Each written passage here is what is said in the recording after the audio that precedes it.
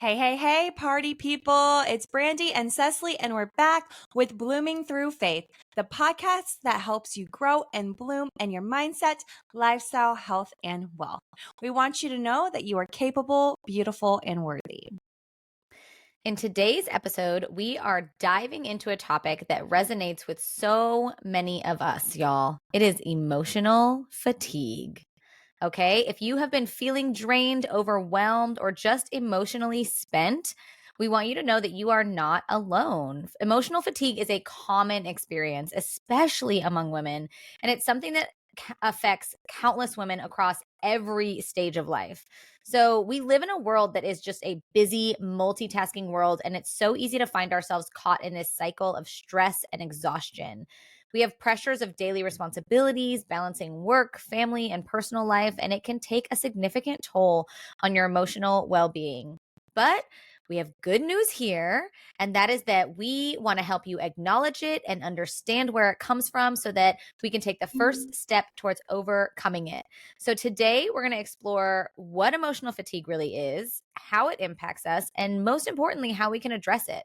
We want to remind you that you're not alone in your mental health journey, and we want to share some practical tips and strategies and just our own personal insight to help you navigate through these feelings and help you to reclaim your energy and your joy.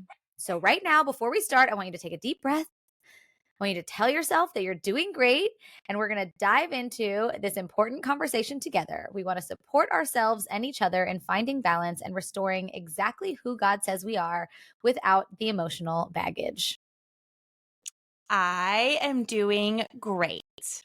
I am doing great. I am doing great. Okay. We love affirmations. All right, y'all. What are some signs of emotional fatigue? You're like, okay, but what are the signs? One is persistent exhaustion. All right. Feeling drained or overwhelmed, even after adequate rest, can indicate emotional fatigue. So you're probably like, hey, I've gotten 6, 7, 8 hours of sleep, but I'm waking up drained. By 3 o'clock, I'm tired. If you're constantly tired, that is a sign, and that is not normal. All right. Another thing, difficulty concentrating, right? Having trouble focusing, like if you're in a meeting or you're working, your brain isn't focusing, you're having mental fog. That is another sign. You're not able to make simple decisions. All right. Somebody asks you a question, whether it's at work, whether it's family, and it's hard for you to make a decision. That is another sign. All right. Irritability. Ooh, this is a big one. Increased sensitivity to stressors and a lower tolerance for frustration or conflict. So, like, if Mm, you're, and this is like, we got little ones, right? So, when yeah. little ones are like, mom, mom, mom, mom, mom, mom, because, that's what they do. Like, literally, if I had $1 for Mommy. every time Troy said, mommy, I would literally be rich, hands down, 100%. Right. So, like, sometimes that could be irritating if you're like, ugh, and you're like lashing out on your Mhm. child. Okay. That's a sign. Right. Yeah. Even like with coworkers, maybe you have a coworker who's asking a simple question, and instead of just taking a deep breath and like answering the question because it's not going to harm you, you're feeling irritable. You're feeling irritated, right? Withdrawn behavior, pulling away from social interactions, avoiding responsibility, or feeling disconnected from others. Yeah. That's a big one. Mood swings, experiencing rapid changes in mood, such as sudden sadness, anger, or frustration. These are all signs. I'm going to pass it over to Cecily because I think she has a few she wants to cover too. Yeah. And on that one, too, like, I think for us as women, a lot of times people write this off as like, oh, she's just emotional. Like, she's just upset. She flies off the handle. Like, we want you to really think about these signs and symptoms of emotional fatigue because they're so common with women. And like, I can tell you when I have too much on my plate, I'm snappy with my kids. I'm snappy with my husband. I'm snappy with people I lead. Like, they just irritate me and it's not their fault. And so being able to recognize that, like, maybe it's not them, it's you. And that's not something to shame you. That's something to say, like, let's take a real look at our mental health and say, like, oh, I have too much on my plate. I have taken on too much. I need to remove some things so that I can breathe a little bit. So Some more symptoms and signs of emotional fatigue are going to be things like decreased motivation. So, like, are you lacking enthusiasm in things that you used to love? Like, for me, fitness is one of them. I know I'm emotionally fatigued when I have zero desire to get up and go work out, because exercise is something I enjoy. It's something I love. It's something that's life-giving. So if I don't want to do it, I know I'm having some emotional fatigue. You can also have physical symptoms. So things like headaches, muscle tension, like stomach aches. A lot of people hold their tension in headaches and stomach aches. If you're starting to have like, when you're a kid and your tummy hurts and people are like, oh, that's okay. Like, a lot of kids carry that too. When they get constant tummy aches, they might have some like anxiety and stuff. If you're having trouble falling asleep or staying asleep, you wake up in the middle of the night, you're restless, you can't seem to feel refreshed. Just like Brandi was saying, you get a full night's sleep, but it's still not doing anything. That's a big sign of emotional fatigue. And then just the last one I want to mention is one that probably seems pretty basic, but feeling overwhelmed, emotional numbness. So, like, if going to the grocery store feels like a really big task that you cannot accomplish, if making a phone call to make an appointment feels like something that is just going to bury you, it feels excessively stressful. If you're disconnecting yourself from that, these are big signs and symptoms that are not who you are. It could mean that you're just suffering from the weight of everything that you have going on at the moment. So good. So if you are listening and you're like, yes, I do have some of those signs, which is going to be most of us, right? Most of us, then we want to help give you some tips and some tools to reframe your thinking and kind of fight against what we have going on, right? So we understand we are moms, we're business owners, we're busy, we are not perfect. And so we love to give you guys the tips and tools and let you know that you're not alone, but you can fight against it. You can feel better, right? All right. So first off, let's reframe your thinking. Changing how you think takes some time and practice, yes, but it can also help change your emotional exhaustion. Okay. The first step is to learn what am I feeling? What am I thinking? Let's identify the unhelpful or anxious thoughts that are causing unnecessary stress and put you in a bad mood. All right. So let's take a second when we start to feel anxious, when we start to feel nervous, when we start to feel depressed or stressed. Like, what am I thinking about right now? Like, what is causing those thoughts? And Cecily talks about she has a journal that she carries with her all the time. That could be a good tip for you guys. Maybe you're in the car, maybe you're by your bed, maybe you're something happens and you're like, okay, this is what I'm thinking about, right? What's causing that? All right. The next step is to begin replacing those thoughts with more helpful narratives. Okay. So those anxious, and I don't remember what podcast it was, but it was like some percentage of our thoughts is negative. It was literally like 80 or 90% of our thoughts every day are negative. And we're like, no wonder. Yeah. No wonder people are depressed. No wonder people are overwhelmed. No wonder people are anxious. Like, what are we even talking about? So we've got to reframe our thinking. All right. It's going to help you reduce stress. You got to work on being kinder to yourself. You know, a lot of us are like, I didn't accomplish this. I didn't get through this. I am not a great, mom. I'm not X, Y, and Z. Like, y'all, we got a lot going on this day and age. And Cecily and I talk about it all the time. Like, it is really hard to be a full-time working parent, mom, and full-time caregiver to your children and all of the things to all of the people. Okay. That is hard. So you're going to have to give yourself grace. Let go of any perfectionist tendencies that you have. Lord knows I have. I used to be a perfectionist about everything. I am still OCD. I actually talked about that in my stories the other day. But guess what? My house is dirty. Probably 80% of the time because I have two little ones. It's not going to be clean until they're older. I let it go. I just do what I can, right?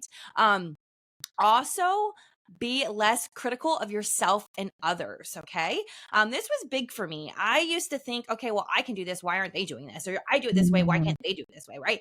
Everybody is different. The way we think, the way we act, the way we learn, the way we develop things. Right. So let go, give yourself grace, but also give your family members grace. Give your coworkers grace. Give your friends grace. Just because they're not showing up or doing things that the way you feel like they should, doesn't mean that it's not right. You got to let it go. Yeah. That's so good. And I think one of the things that I have noticed about you, Brandi, that I love so much is it's not even just letting go of perfectionist tendencies, because like you said, you're like, I like things a certain way. But what you do, which I think this is a big part of reframing, a good example, I should say, of reframing your thinking is Brandi will say, I really want to make sure this gets done this way, or I really want to make sure this gets done today because. And she'll start to realize the reason behind it, because that's really important too. Like, I think we think, well, if we think a certain way, we just have to be able to cut that off and turn it off. And that's not that easy. But to be able to figure out the why behind you thinking a certain way is a big deal too. Like, I think for Brandi, a lot of times what she will say is like, well, the reason why I want to do this now is because I want to do a really great job for them, or I want this to be, I just really want to knock this out of the park. I want to be proud of what I put out there. Like, there's always a reason behind it. And if you can put something really good behind the why, then it can help you to not be so critical of yourself, because, you're just switching it to a more positive thinking. All right. Our next tip for helping when you have emotional fatigue, you guys, and we talk about this a lot, but it's really important, especially in this episode, is practice mindfulness and quiet time. Y'all, I cannot preach this loud enough from the top of the rooftops. You have to subtract things from your life. Okay. This whole hustle culture drives me crazy. Whoever invented it, I would say bad things, but I won't, because I'm not a bad person. But at the end of the day, Hey, I say bad things sometimes, like cuss words, no, but I'm not a bad person. no, you don't say like you want bad things to happen to people. Oh, never, No. ever. If I was a bad person, I would want bad things to happen to whoever created hustle culture. But instead, I'm going to pray that they learn that it's not good. Instead, listen, we're in a culture that teaches us that more is better. Bigger is better. You want more. You should have more credit cards, more, just everything, more money, Yeah, more cars, more credit cards is never the answer. No, but I have people that are like, oh, well, I took out this credit card because this one has better things for this and that and this. And I'm like, why? Well, how does that help you? I don't You understand. have a more of an Yeah. opportunity to go further in debt. And I'm only speaking because I know I did that. Yeah, I am only because you have speaking bigger truth stuff. because I did that and it was not a good thing. So no, don't get more credit cards. No, but they want more things and they can't figure out how to get it. Like, it's always more. Even my kids we have to retrain our kids out of this culture. My son will drive around and look at houses and be like, oh, that's a great house. That's a great house. That's a great house. We should move. And I'm like, first of all, we live in a beautiful 4-bedroom house. It's gorgeous. We love it. We have a huge backyard. We have a beautiful garden. I'm like, what do we need a bigger house for? I got enough bedrooms for all my children. And even if I didn't, I grew up for a long time sharing bedrooms with siblings and sharing bedrooms with cousins. Y'all, I lived in a big house with all my cousins at one point. It was bananas. It was huge. We'll talk about like it. A fun slumber party. It was fun. It was a little bit crazy. Think of like a ton of Dominicans in one house. We can talk about that a whole nother time. We'll do a whole episode on family issues. It was great. But I love what you're saying, because especially teaching your kids too. So the boys' devotional today said just that, which is so ironic. Cecily was, you should be grateful for what you have.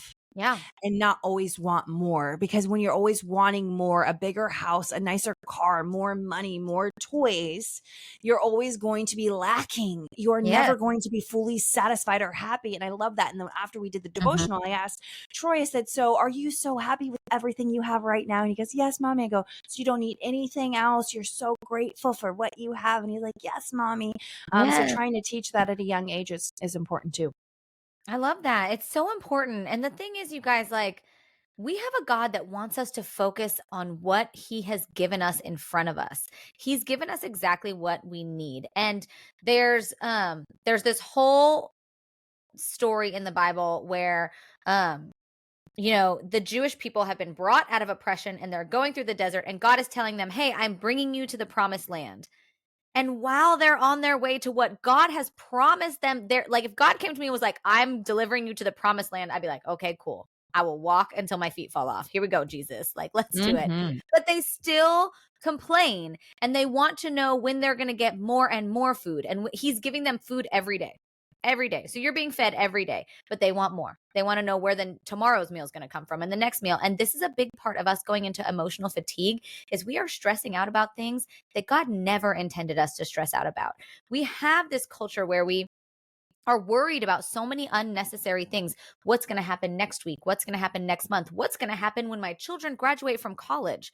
You guys, I got stuck in this trap when my son got ready to go he's going into his freshman year of high school this year. And for some reason, some biological thing clicked in my brain. And for 2 months, I was like, oh my gosh, I don't have his college completely paid for. I don't know where he's going to go in 4 years. I don't know where is he going to live? How much is his apartment going to be? What am I going to do? And then I stopped myself and I was like, okay, you're crazy. Like, this is crazy. You have to calm down.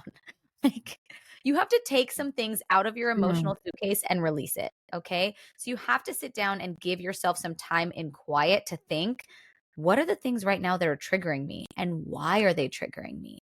And do I actually need these things? And if not, take it out, get rid of it. And take everything one day at a time. All we have is today. And so what causes a lot of stress and anxiety is constantly thinking about the future, like Cecily just said. She's like, holy moly, have I done this? Have I done that? I'm like, listen, and Cecily knows she's a great mom. She's doing great with savings. Like, her boy's gonna be taken care of. It's all like, gonna I work plan out. ahead for these things, but I was literally in a panic. I was like, I don't have everything planned out right now. And my husband's looking at me going, well, we've planned for this. Like, it's really not a big deal. We'll be okay. And I was like, no, we're not. So don't always stress and look into the future all the time. Live in the present and do what you can. And that being said, this is a big one. This is a very, very big one, okay? Focus on one thing at a time. When we try to do multiple things at once, it causes stress and makes us feel overwhelmed. And even though it can seem like we're getting lots done, it actually makes you less productive. So instead, stick to one routine, dedicate at least 30 minutes to each thing at a time, and make sure it's distraction free. Okay. So each task, one thing at a time, stay organized. Don't be afraid to say no. Don't be afraid to put your phone on. Do not disturb. All right. Avoid procrastination. And that's that one thing with being on your phone and like scrolling all the time. Like, it's taking you away from getting things done that you need to get done. All of these things will reduce stress, boost proactivity, and help prevent emotional exhaustion. So I want to talk on this a little bit more because this is so true and tried to me.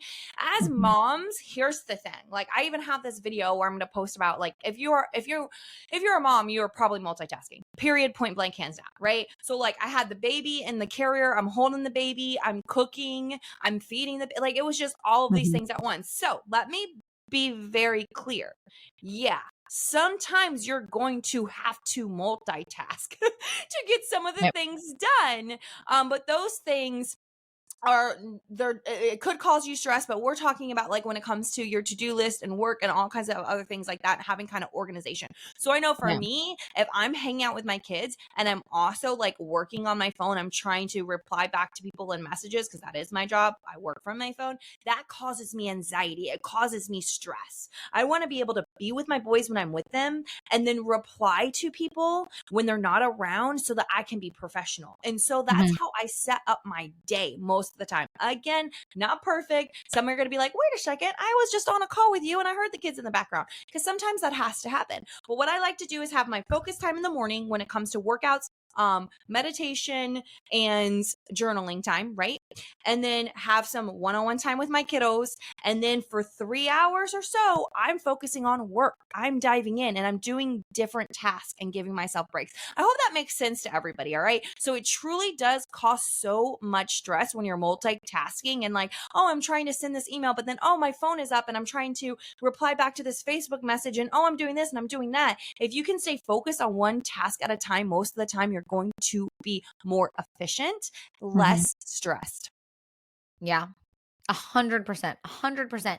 And I think like the tasks that you're talking about are like tasks that require brain power. And so that's what I tell people a lot, like my kids, especially because I homeschool, my kids are older. And so they do a lot of like, they try to do a lot of multitasking.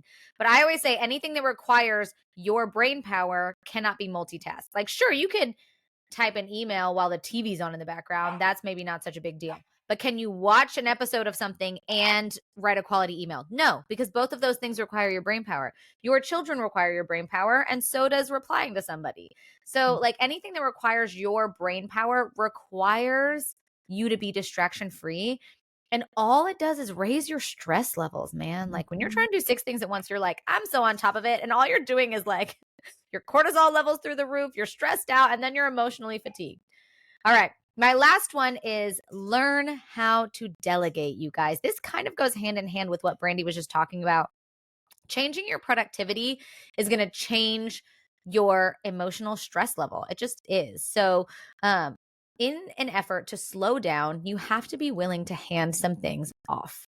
And we have a natural tendency to want to take on and do as much as we can by ourselves. It's just how we're hardwired. If you are a driven female, which you probably are, if you're listening to our podcast, you're somebody that wants to better yourself. You're somebody that wants to listen to something for growth, for development. And that means that you have a desire to work hard. You just do. And if you're somebody that wants to work hard, you have to know that it's so important for your emotional well-being and your mental health to learn how to ask for help and to learn how to delegate tasks. Not only is it going to relieve you of this burden of carrying the weight of having to do everything yourself, like that itself leads to exhaustion, but delegating something allows you to see that other people can take care of things. And in the long term, it's going to cause you just so much more emotional peace. You're going to be able to see, like for me, when I'm able to delegate something to somebody and they do it even 70% as good as I can do it, I can look at that and go, okay, I don't have to put that in my brain every day. I know that someone else can take care of it. If I give something to my husband and I say, hey, can you take care of this for me? And he's able to do it even halfway as good as I would do it, I'm like, okay, that's something I don't have to worry about right now. It really is. Accepting help from others is freeing, you guys. It's empowering. Like it's not. So often we think that asking others to do things for us and delegating tasks to others is like saying that we can't do it. Not at all. Like you have to strike that from your brain. It is freeing and empowering and will make you feel more in control of the things that you actually do need to put your time into. And with a little bit of practice, you're going to be able to manage your tasks better. You're going to be better emotionally balanced. You're going to be able to focus on your long-term goals. I know Brandi has a couple of things that she does to delegate, even like small household tasks that she's talked about before. Yeah, for sure. I love delegation because I'm like an OCD type A controlling personality. So it took me a very long time to delegate things. I used to want to be in control of everything. All right. And what Cecily just said, if somebody can do it 70% as good as you, let it happen. Let Also, it go. let it go. I love delegation because it empowers Big word. other people. Okay. It Yeah, empowers other so much. people and they are like, oh, wait, she's entrusting me with this. Yes, I Yes. absolutely will. And it helps leaders grow, but also like with family, like different things. Like Cecily just said, like, hey, Tommy, can you do this? And Tommy's gonna be like, cool, my wife Yeah. needs me. Absolutely. But also when you do delegate something to somebody, just FYI, don't go behind them and fix anything. Okay. Oh. So for example, right? So for example, if you delegate to your kids or to your spouse, your husband, whatever, doing the dishes, like loading the dishwasher, which I actually wash them all by hand, but Mitch loads the dishwasher. So if it's not loaded the way that you'd like it to be loaded, don't redo it, especially if they can see you, because that's like, okay, you didn't trust. Listen, this has happened before. It's like, whoa, you asked me to do something. It's so funny. And I'm doing it, and then you just fixed it, and now I never want to do it again. And the same thing with if you're giving somebody a work thing, you can give them feedback, but don't ever say that they've done something incorrectly, right? If you delegate, let it go and say, oh my gosh, that was so great, X, Y, and Z. You know what's so funny is my husband does that, and I have called him out on it so many times, lovingly. I love you, Tommy. But so we do this with cooking. So I don't cook a lot. Like I just don't cook. I'm not good at it. I can make breakfast. I can meal prep. That's pretty simple. But like cooking a nice meal, when we started dating, that's one of the reasons why I fell in love with him. He would come over with groceries and like make me this full meal. And I'm like, I hope you don't expect me to do that for you because I don't know how to cook. I got a lot of really great qualities. That's not one of them. But when I do try to cook, he will come in and I'll come in the kitchen and see him stirring stuff and adding seasoning. And I'm like, what are you doing? And he goes, well, you walked away. So I just thought, and I have learned, this is another great thing for your emotional fatigue. Okay. It's kind of on track. I've learned that he realizes something in me that I don't realize about myself, which is I get very distracted. And I will just walk away from the kitchen when I'm cooking because I just don't care. Like, I'm in the middle of other things. And so I get distracted and I forget, honestly, that there's stuff happening in the kitchen. And so he goes in and kind of fixes it behind me. So he has learned that we've kind of decided that's one thing that I learned to delegate. I'm like, that's not something that I care about doing well. I'm going to hand it to you. That's so funny because that's the same in our house. Like I can totally meal prep and cook and everything, but I don't enjoy it. I'd rather be spending time with my kids. I'd rather be working. I'd rather be 100%. But like when I went to Georgia, I just was in Georgia for 2 weeks without Mitch. My dad came. I brought the boys. I was working and like meal prep for myself and for my clients. And then I cooked, breakfast and lunch and stuff. And Mitch is like, oh, I guess our oven and stove are broken at home. And I'm like, no, I had to do it because you weren't there. This is awful. So I'm like, Brandi and I, we love a good restaurant. We love a good restaurant. 100%. But yeah, so delegation is so important. And if you do delegate, be kind and make sure the person you're delegating to feels loved on and you're not redoing the things that you've asked them to do, right? Okay, so let's wrap it up, y'all. We want to leave you with action items today, okay? So take 20 minutes this week and make a list of things in your life, in your business, in your family, etc., that feel really heavy, all right? Things that leave a pit in your stomach that make you feel emotionally unrested or drained, all right? Pick at least one of those things to tell people you are no longer available for, okay? You are like we just said, we are no longer available to cook. We are not cooking. We can do all of the other things, Mitch and Tommy, but we are no longer available to cook. Okay. And put the pit in my stomach. 100%. Then, and I told him I'd help him with meal prep tonight, but I'm like, meh. All right, guys. So then do us a favor and make another list of things that fill your cup and make you feel at peace and at rest. All right. And make an appointment to do those twice this week. All right. So make a list of things that are emotionally draining, unrested, and pick one thing that you're like, you know what? This doesn't serve my soul. I'm not doing it anymore. And then make a list of things that does fill your cup and put 2 of those things in this week. Okay. So remember, Grow Girls, we want you to live a life of your greatest potential, and that does not include carrying around emotional fatigue. Let's learn to release it so that you can grow to be healthier, more healed, and step into your greatness. And remember, you're worthy, you're capable, you're beautiful, and we can't wait to watch you grow, girl.